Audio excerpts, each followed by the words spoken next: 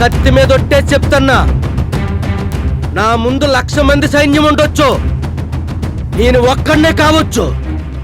అయినా నా ప్రజల కోసం యుద్ధం చేస్తా. యుద్ధం గెలిచి రాజ్యానికి రాజునవుతా. నన్ను చంపేస్తే ఊరుకుంటానేమో గాని నా ప్రతిజ్ఞ చంపేస్తే ఎలా ఊరుకుంటానరా? నా వాళ్ళని చంపాలంటే ముందు నన్ను చంపాలి. వీరత్వం యువరాజు లక్షణం, ప్రతిజ్ఞ ప్రతి భారతీయుడి లక్షణం. యుద్ధం రాజధర్మం, దేశ ప్రతిజ్ఞ ప్రతి పౌరుడి ధర్మం.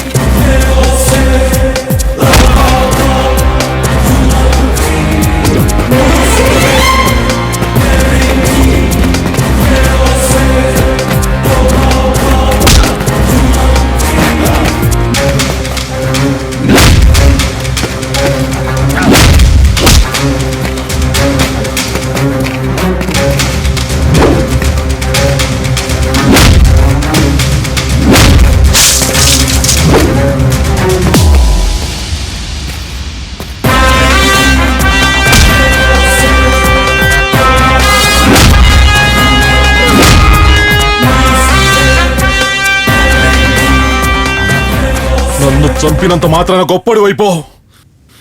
ఓ ఏసీపీని చంపిన కేసులో కంపల్సరీ జైలుకి వెళ్తావు. మేయర్ సాబ్,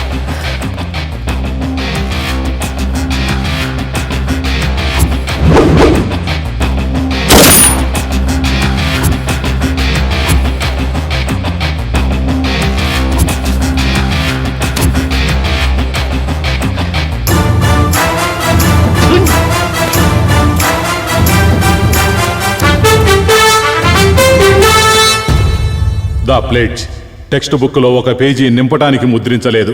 ఈ దేశంలో పుట్టిన ప్రజల హృదయాల్లో నింపుకోమని ముద్రించారు. దేశం పట్ల, ప్రజల పట్ల ఎలా నడుచుకోవాలో, ఎలా బ్రతకాలో తెలుసుకోమని ముద్రించారు. మన ఉపాధ్యాయులు ప్రతిజ్ఞలోని ప్రతి పదానికి అర్థం పసి మనసుల్లో గుర్తుండిపోయేలా చెబితే భవిష్య భారతదేశం వ్యాసుడు రాసిన భారతం కన్నా, భగవంతుడు రాసే భవిష్యత్తు కన్నా గొప్పగా ఉంటుంది. ఎందుకంటే ప్రతిజ్ఞ విలువ తెలిసినవాడు రాజైతే, రాజకీయ నాయకుడైతే ఈ దేశంలో సోదరభావం గట్టిగా నిలబడుతుంది, వినబడుతుంది, వినిపిస్తూనే ఉంటుంది. జై హింద్.